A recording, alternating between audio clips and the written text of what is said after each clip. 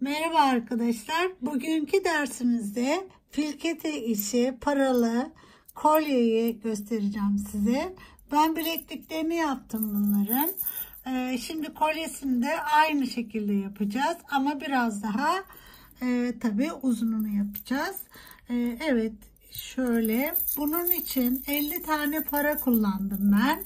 Şunun için 50 tane para kullandım. Bileklik için yani. Siz de aynı şekilde dizebilirsiniz. Kolyesi için ise 100 tane para kullandım arkadaşlar. Şurada dizdim ben. Hazır şu anda. Bunu dizerken işte bir tane para, bir tane 3 tane tahta boncuk, bir para, 3 tane tahta boncuk şeklinde dizdim.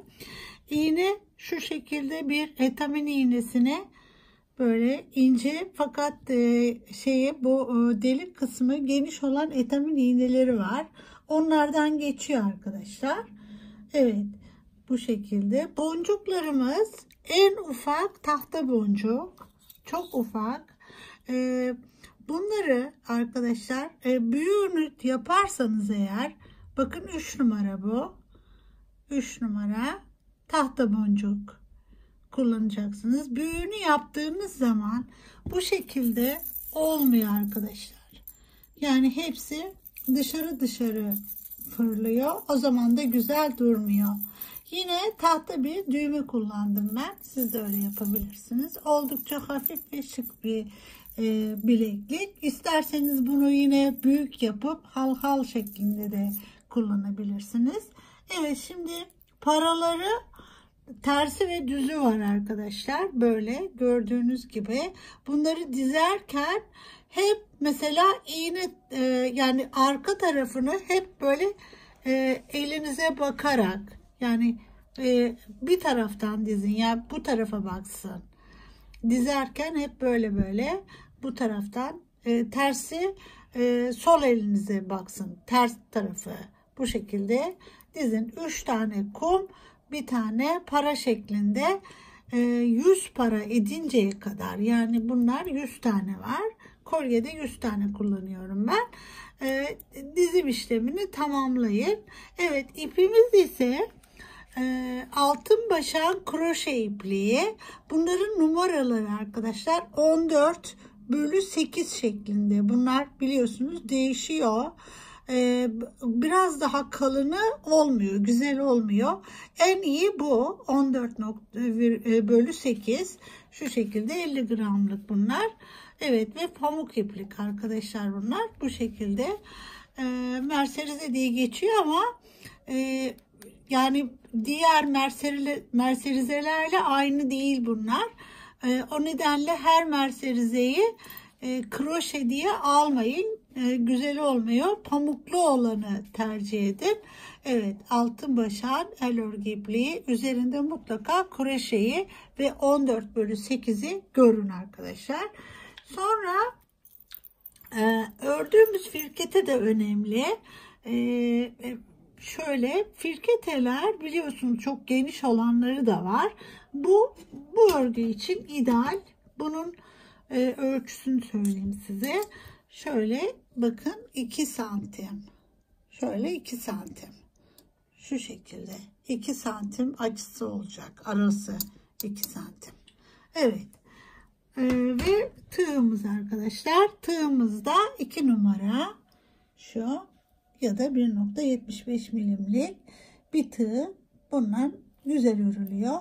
Ama sizin evde de olan tığlarınızla örebilirsiniz ama çok incelerle hani zor oluyor, takılıyor ipi. Evet arkadaşlar, şimdi daha fazla lafı uzatmadan hemen başlayalım bakalım. Evet. Evet arkadaşlar, şimdi bunu öncelikle şöyle yapalım. Bağlayalım. En kolay bu şekilde başlanıyor. Şöyle bağlayalım. Biraz ucundan ip bıraktım. Belki lazım olur diye daha sonra başına. Şuradan böyle bağlıyorum. Şu. Ve bunu böyle düğümü ortaya getirdim. Şöyle. Evet. Burada örmekten ziyade bu boncukları itmek biraz zor oluyor. Evet, şimdi bu şekilde tutuyorum. Şuradan içeri giriyorum. Şu. Hatta bunu şöyle çevirelim. Evet. Şunu buradan girdim buraya. Bak şöyle tekrar. Buradan girdim buraya. Çektim. Ve ikisini bir ilmek alıyorum şöyle. Şu. Sonra bunu böyleyken bırakıyorum. Arkasına geçiriyorum. Dönüyorum şöyle. Burada ne var? Paramız var. Parayı buraya koyuyorum. Bu şekilde. Ama hep ön tarafta dursun. Şöyle. Evet. Şu. Burada duruyor. Çektim. Buradan giriyorum. Tekrar şunu alıyorum. Böyle. Ve ikisini bir çekiyorum. 1 2. Şimdi paranın yüz tarafı, yani düz tarafı burası. O nedenle boncuklar da o tarafa batmalı. Bunu böyle koydum. Aldım buradan buraya girdim. Çektim. Şimdi 3 tane kumu, yani boncuğumuzu yerleştireceğiz. Şuraya getirdim. Şu.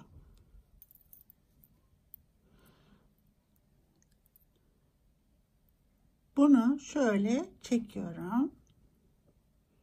Bir kere. Sonra şu ipin şunu buradan alıyorum.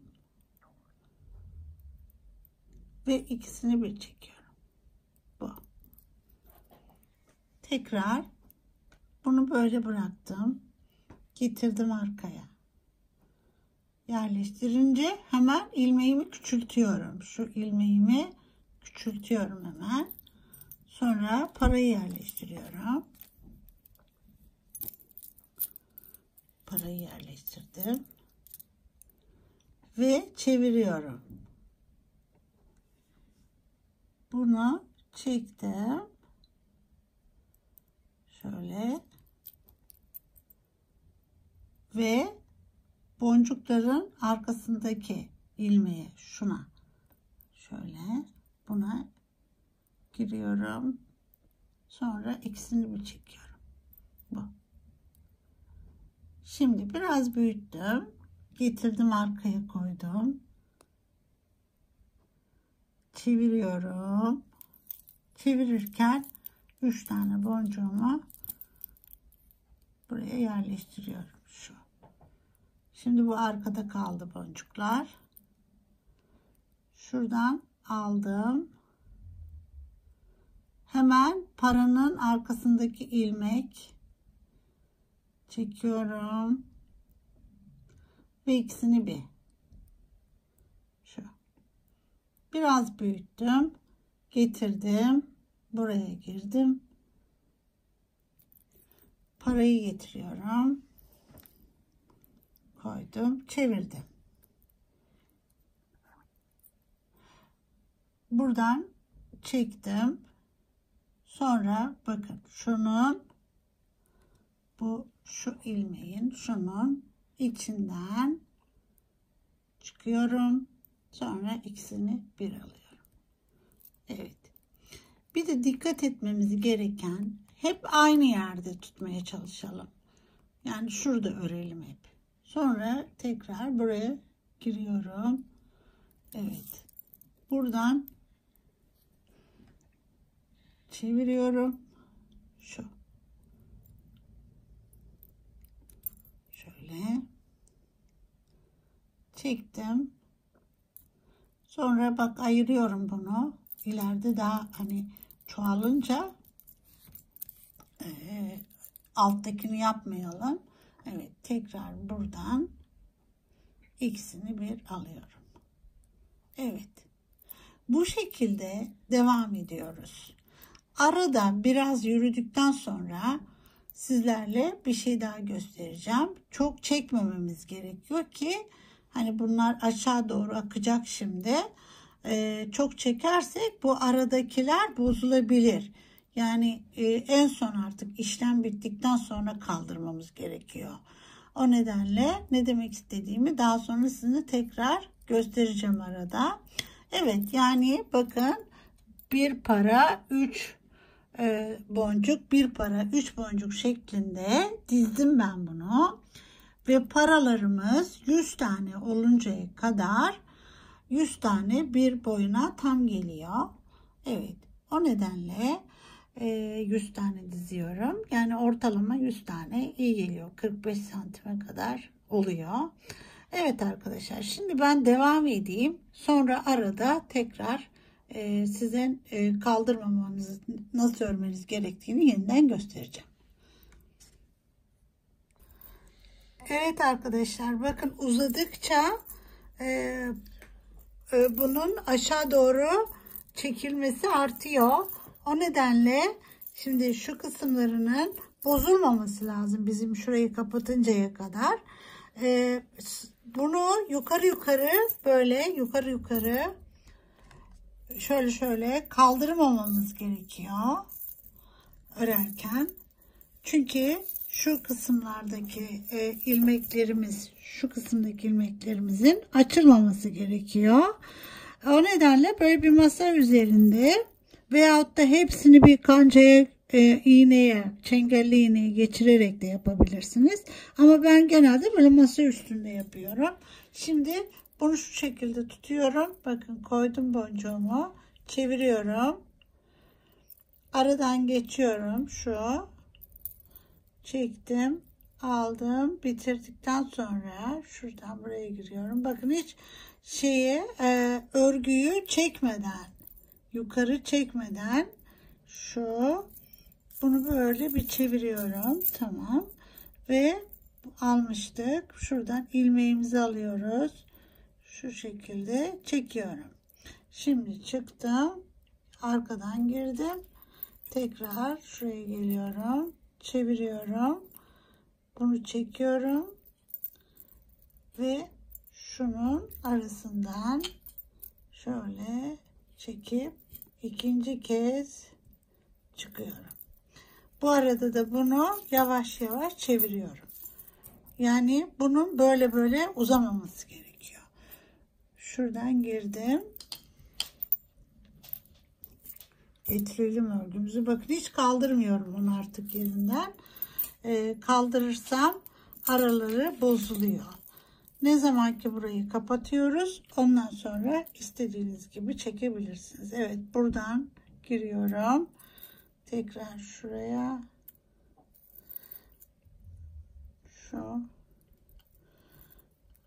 Ve ikisini birden. Evet, bunu göstermek istedim özellikle. Sonra bu üst kısmını beraber kapatacağız arkadaşlar. Devam ediyorum ben. Evet arkadaşlar, böylece tamamladık. Şimdi üst tarafını toplamayı göstereceğim size nasıl yapacağımızı. Önce şuraya bir düğüm atmıştık ya, onu açıyorum ben. İlk başlarken attığımız düğümü açalım.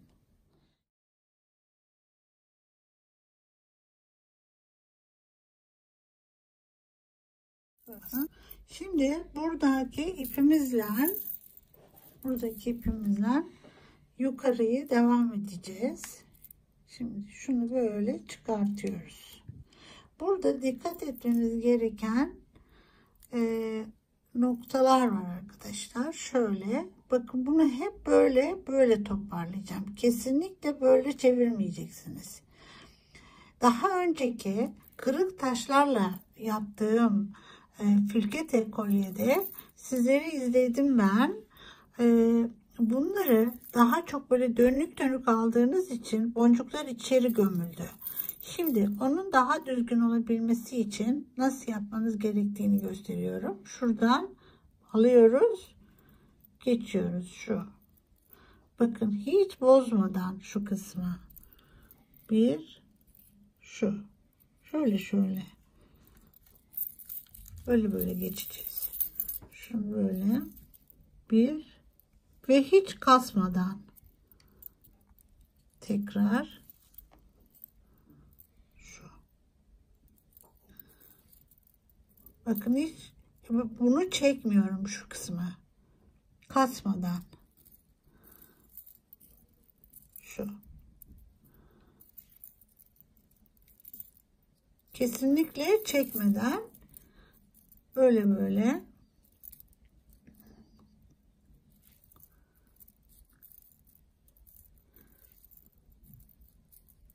şu şekilde devam ediyorum. Hepsini. Hiç çekmiyorum.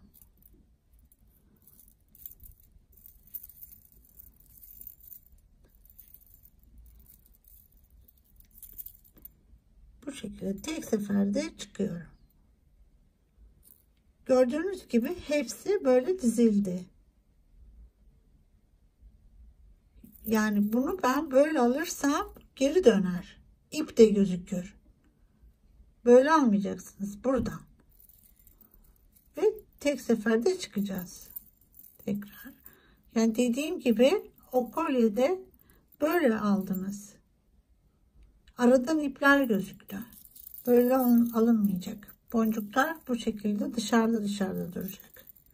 Püf noktası bu arkadaşlar. Evet, ben aynı şekilde kolyenin sonuna kadar devam ediyorum. Evet, bu şekilde tamamlamış olduk. Bakın kolyemizi. Şimdi buraya bir ilik yapacağım. Buraya da düğmeyi dikmek için biraz örmem gerekiyor. Evet arkadaşlar, şimdi buraya bir ilik yapacağız. Önce şöyle birkaç ilmek alıp buraya giriyorum ben. Önce şu kısmı kapatayım. Evet. Böyle kapadıktan sonra buraya bir ilik yapacağım. Bunun geçebileceği kalınlıkta olacak. Hadi hemen onu yapalım.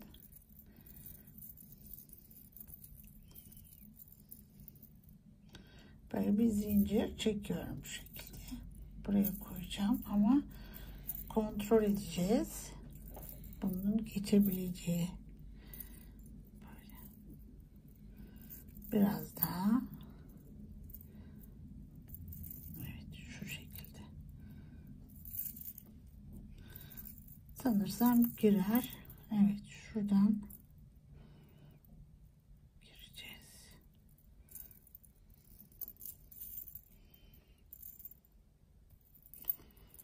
Ve biz bunun etrafını tekrar böyle sarıyorum ben. Biraz daha kalın.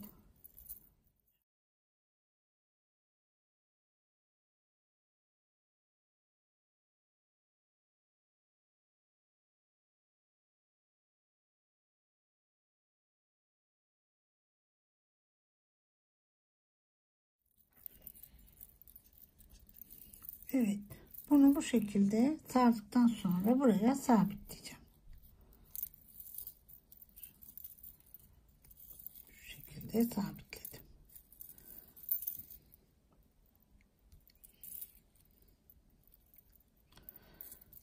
Evet. Tabii bunun dönmemesi lazım da o nedenle şurada sabitleyelim. Evet. Şöyle durması gerekiyor ki rahat kapansın diye. Evet, şimdi bunu keselim. Sonra burayı şöyle ikisini birbirine bağlayıp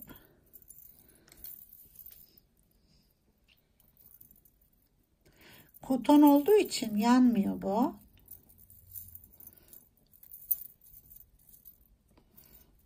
Evet. Yine sökülmemesi için bir etamin iğnesiyle şöyle dikebilirsiniz onu. Evet.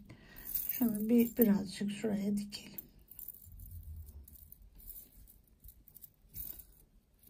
Şöyle. Evet.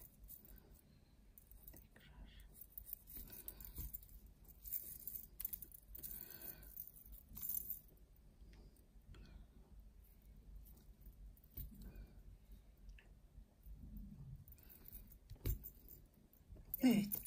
Sonra bunları keselim artık.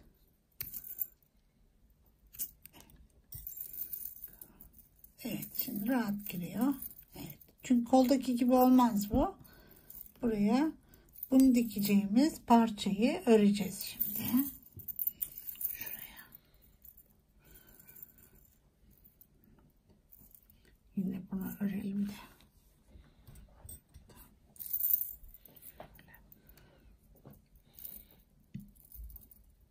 Evet. Şöyle bağlayacağız.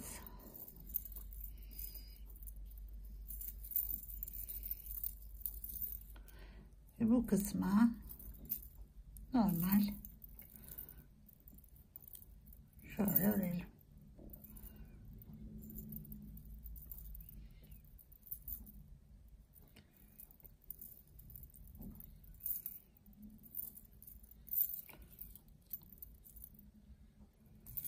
Bir tane daha gireyim.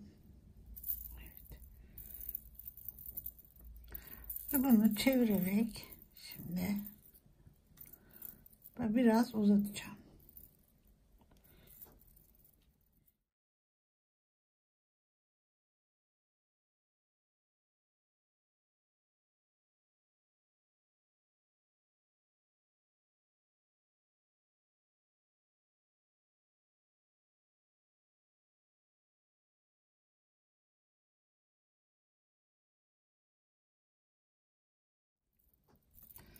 Evet.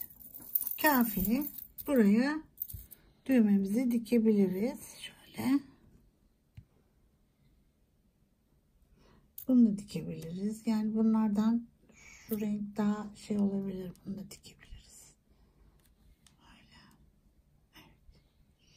Evet. Şimdi buradan çıkalım bunu. Şöyle çektik. Aynı bu iple onu düğmemize dikelim.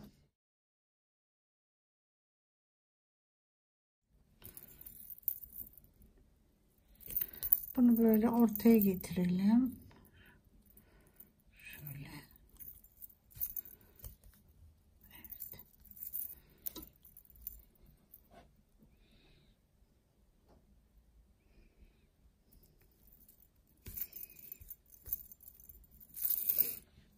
Bunu da buraya dikelim şimdi. Evet, daha iyi oldu. Tahta boncukların rengine yakın. Evet. Bunu şöyle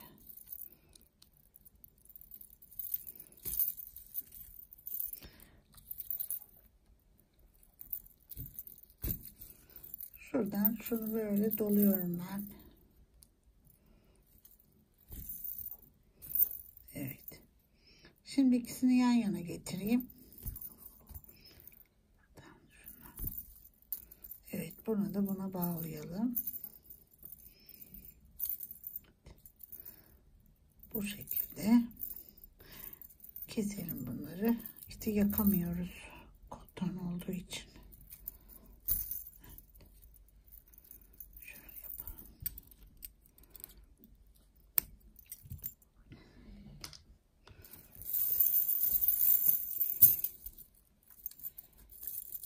Evet arkadaşlar, böyle oldu.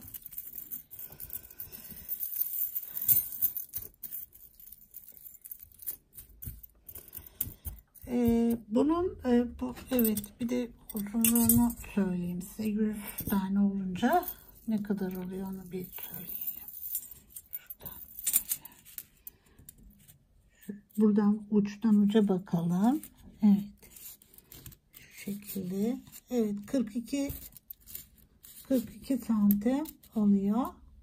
Tabi esneme şeyi de var. 42 santim oluyor. Daha uzun yapmak için, bu benim boyuma göre daha doğrusu. Evet. Şimdi sizler mesela şu kısmını biraz daha uzun tutabilirsiniz. Satış yapan arkadaşlarım bunu biraz uzun tutup 2 tane düğme koyabilir. 2 düğme de hani hangisine denk geliyorsa alan kişinin boynuna onu kullanabilir. Evet, bu şekilde arkadaşlar. Evet, böylece bir dersimizi daha bitirdik. Umarım faydalı olmuşumdur. Bu da bunun takımı oldu. Evet arkadaşlar. Mutlu kalın, sağlıcakla kalın, masa tasarımda kalın. Görüşmek üzere.